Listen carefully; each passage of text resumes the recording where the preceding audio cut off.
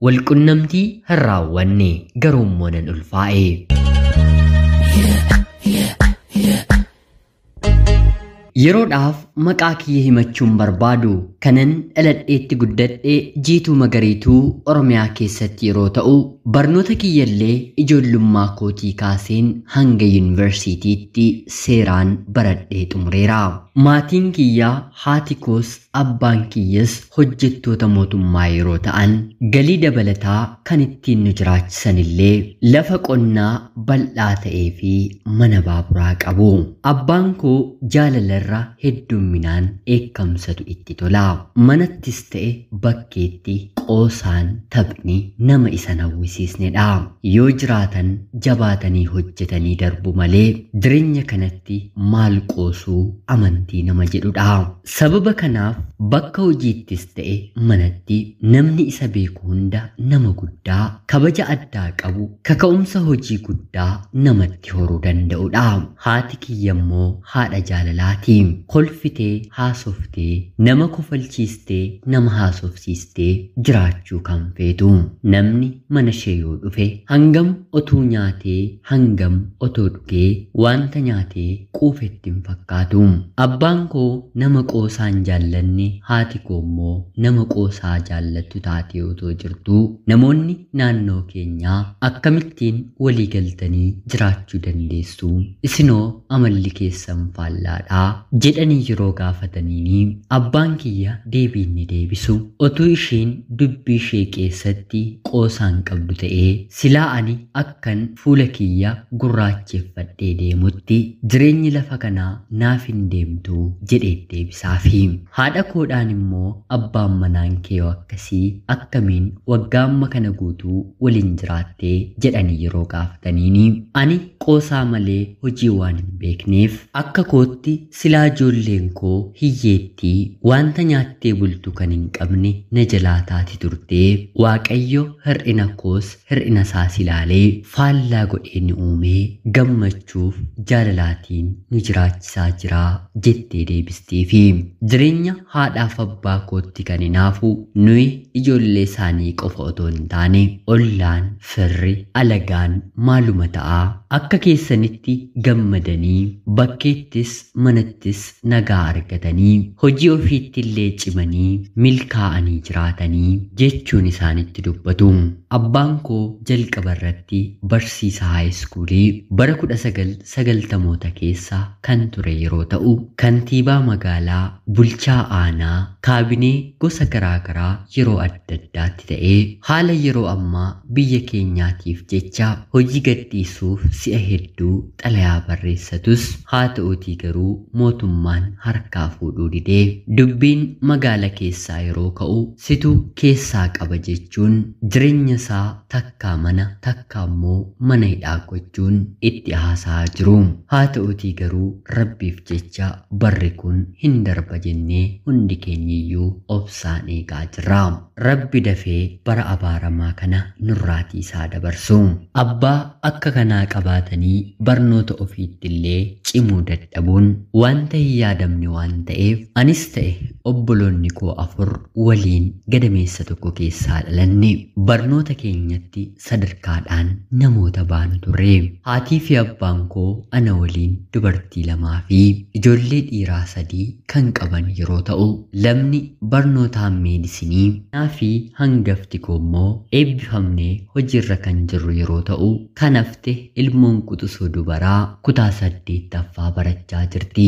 Anis toora yuunivarsiitiitti seeneen barnootni natti ulfaate malee hangan 12 fixutti keessumaa kutaa 5ffaarraatii kaasee yeroon anitti daree barannu keessaa sadarkaa dhabeen badhaasa otoo hin fudhatiin hin hafeeru hin jiru. Ta'us garuu yuunivarsiitii seeneen haalonni garaagaraa akka dubartii tokkootti wanta natti ulfaataniif jireenyi nuti jiraannu sirrii fi sirrii ta'uu dhiisuun ishee bitaa natti galee qorumsa guddaadhaaf saaxilameen hanga lubbuu koo balleessuu hin danda'utti qorameen qabsoo jireenyaa keessa darbeen har'aan gaheera.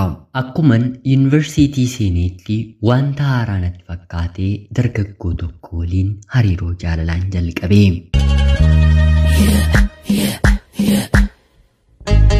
tarii hariiroo jaalalaa jalqabuun koo maatii kiyyatti akka hin beekamneef jecha dhoksaadhaan dargaggoo kana waliin galgala qofaa wal argina. Deemsa gabaabaa yookiin immoo wookii sursura keessa wal fudhannee deemnee hanga aduun dhiitutti wanta garaa keenyaa walitti haasofnee anis jaalalan qabuu fi hanga jechi arraba koo irratti dubbatamu sammuu koon xiinxalamee onnee koo yaadamee garaa nagahutti innis hanga wanta garaa isaanitti dubbatee gammachuu fi gaddasaa guyyaa guutuu dabarsaa oolee naaf ifaajutti waliin haasa'aa galgala dabarsinaa. Guyyaa tokko garuu jaalalleen koo kun seenaa gaddisiisaa waa'ee maatii isaanitti dubbata.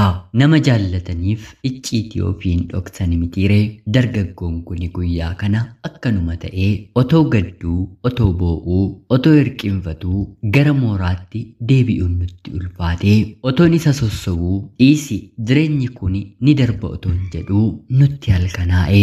Mooraan yuunivarsiitii keenyaas sa'aatii 4 olitti barattoota gara dallaatti ol hin galchu. Anaa fi jaalalleen koo otuu bakkee keessa teenyee wal sossobnuu sa'aatiin 5 walakkaa ta'e. Bakkeen baay'ee dukkanaa'a. Yuunivarsiitiin keenyi magaalarraa xiqqollee waan na hiquuf yeroo sanatti konkolaataan illee seeraan hin argamu. Anaa fi jaalalleen koos maal goona jennee dhiphina keessa otoo jirru jaalalleen kiyya dursee hiriyoota isaatti akka ana waliin itti galgalaa'ee diida jiru bakka bulluu akka dhabne itti mee waan na jiruuf hiriyoonni isaa dargaggoo dhalootaan naannoo sana ta'ee manallee qaban bilbilanii fi furtuu mana isaa erga harkaa fuudhanii booda karaa dallaa naaf darbatanii anaa fi jaalalleen koo bannee deemnee keessa bullee. Kanaan duratti ta'iin akkanaa dhiira waliin buluun anaan mudatee hin beeku. Guyyaa har'aa garuu balleessaa keenyaan ta'iin kun nu mudatee lamaan keenyuu wal qabannee mana tokko keessaa diida buluu dandeenye. Balleessaan diida buluu keenya qofaallee otoo hin taane wanta nuti galgala sana raawwanne. Jaalalleen koo jalqaba irratti siitiin fuudhaaf hin barbaadaa gonkumaa siin tuquu na jedhee waadaa naaf galee ture. Anis kana duratti jecha waadaadhaan naa fidhe na jalaa hiikee ganee waan hin beekneef amaniin waliin bulee. Haa ta'uutii garuu halkan qixxee erga darbee booda miira isaa to'achuu dadhabee. Anis hangan danda'u humnaanis boo'ichaanis itti fufeen kadhadhe. Haa ta'uutii garuu otuu waan tokko hin godhiin sanyiin kormaansaa hedduminaan uffata kiyya irratti dhangala'ee ture. Jiidhinsa waan qabuuf dafeen ofirraa baase. Sanaan booddeellee jaalalleen koo wantan isa jedhu na dhaga'u waan dideef sanyiin kormaansaa ittuma fufee dhangala'ee otuun baay'ee of eeggadhu qaama kiyya tuqaa. Kanaan halkan dhiphina qabdu suni dhumtee nuuf bareetus anaaf garuu dhiphinni narraan dhaabbanne. Dubartiin walqunnamtii saalaa otoo raawwatiin ulfaa'uu akka dandeessu sanyiin kormaa jiidhaan uffatarraa itti darbuu akka danda'u sirriitti nan beeka. Gara dormiitti galeen ofirraa miiceen qaama kiyyas dhiqadhus sodaan kiyya anaaf hin oolle. Torbeema 2 booddee mallattoo dubartiin tokko ulfataatee irratti mul'achuu jalqabu narratti mul'achuu eegale. Sodaan kiyyas sirrii akka ta'e erga mirkaneeffadhee booda kallacha mana yaalaa deemeen wanta kana gochuu akka hin qabne dafee beeksifadheen ta'ii guyyaa kana na mudateen daa'ima kana ofirraa baaseen lubbuu balleesse. Barnoota koo baradheen xumurachuuf jecha dhala koo ajjeese. Kanaan booddee jaalallee koo waliin walii gallee gochaa kana waan raawwanneef sanaan booddee garuu jaalalaan itti fufuun akka durii waa hundumaa irratti wal amanuun gonkumaa waan na baasu ta'uu didee innis ofirraa yeroo na butu anis ofirraan isa butee. Silaa otoo daheen daa'iman godheera ta'ee yoo na'ani nama isa kadhatu miilla isaa jala deemu ture. Haa ta'uutii garuu innis umrii kanatti daa'ima waan hin feeneef anis barnoota koo baradheen xumuruu deessee daa'ima godhattee miti jaalallee qabatteettillee jedhameen dhagahamu waan hin feeneef gochaa kana raawwadhe. Sanaan booddee anis barnoota koo baradhee xumureen jaalalleen koos baratee xumuree. Akkuma eebbifamneen lamaan keenyuu akka walirraa adda baane walirraa fagaanneetti yaannee anis daandii kiyyaan dargaggoo gara biraa waliin hariiroon eegalee. Jaalalleen koo duraa kunis hariiroo jaalalaa eegaluu qofa otoo hin taane akkuma hojii qabateen mucayyoo jaallate waliin walitti galanii jireenyallee jalqabanii. Jaalallee isaa waliin diidatti turtii baatii 4 ol hariiroon qabanii. Sanaan booddee ture mana tokko keessaa waliin jiraachuu kan eegalanii. Jireenya jalqabanii baatii muraasa booda haati manaansaa kuni daa'ima ni godhatti. Haa ta'utii garuu eeyyama rabbii ta'ee haati deessee torbee tokko booda dhiigni adda cituu waan na dideef addunyaa kanarraa boqotti. Innis umurii ijoollummaan gaddi kun itti dhufee rakkoo guddaaf gahee. Sanaan booddee garuu mucaa kiyya haati kiyya naaf guddistii kufaatii jireenyaa ani jiru keessaa dubartiin na hubattee na baastee jireenya haaraa na jalqabsiisuu dandeessu si qofaadha. Maaloo jireenya amma qabatte dhiisiitii koottu waliin jiraannaa gaddaan jiraachuutiin halkan tokkoyyuu buluu dadhabeeraa jedhee na gaafata. Ani immoo jaalalleen baay'ee jaalladha sa'aatii kanatti nan qaba. Haa ta'utii garuu isa waliin kaleessa yeroo jaalalaa gaarii yaadannoowwan hedduu baay'ee namatti tolaniin qabuuf waa'ee isaa murteessuun xiqqoo baay'ee natti ulfaate.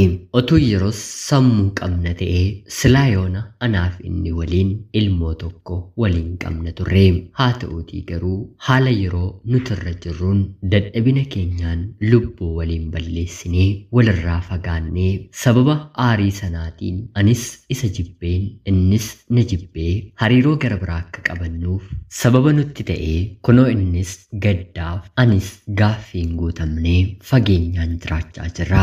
Bakki hojii keenyaallee garaagara ta'us waggaa 1-2 keessatti garuu walitti dhufuun nutti ulfaatu. Mee hiriyoonni koo seenaa kana dhaggeeffattan otoo isin ta'e maal murteeffattu? Jireenya koofoo maaltu si baasanaan jettanii yaada keessan naaf keessu. Naman amma waliin jirullee baay'ee ittiin jaalladha. Innis homaa dorgomaa hin qabu. Haa ta'utii garuu jaalalleen koo duraa gadda keessatti kufeen jira. Gadda koo keessaa na baasuu kan danda'u immoo si qofaadha jedhee yeroo na kadhaturra jira. Mee isin maallaan jettu? Yaada keessan komentii jalatti naaf qoodaa kanan jedhu ana obboleettii keessan Jiituu Magariituu Oromiyaa keessaati. Ulfaadhaa nagayaatti galatoomaa.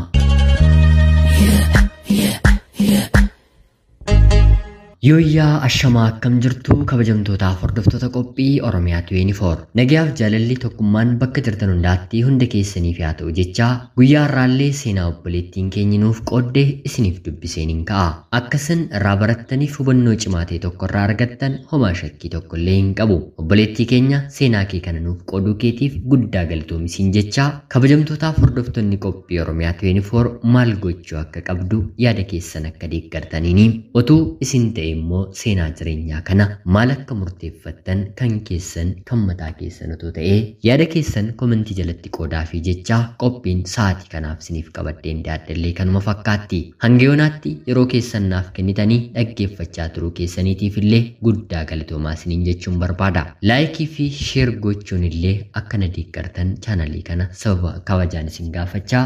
Namoonni chaanalii keenyaaf haaraa taatan illee anaa dhufu kun Oromiyaa 24dha. Guyyaa guyyaatiin xalayaa jaalalaa fi seenaa jireenyaa nama barsiisuu bashannansiisuu danda'u isiniif qabattee waan dhiyaattuuf subscribe gochuun maatii keenya erga taatanii booda xalayaa jaalalaa seenaa jireenyaa nama barsiisuu bashannansiisuu danda'u qabaattan karaa telegiraamii karaa lakkoofsa bilbilaa kiyyaa duwwaa 937 naaf kennuun irratti hirmaachuu ni dandeessu. Qopheessuuf qindeessuun isin waliin kanan ture ani gammachiis tashoomeeti. Seenaa gara biraatiin hanga walitti deebinutti bakka jirtan maraan turtii gaarii isiniif hawwaa yeroo gaarii.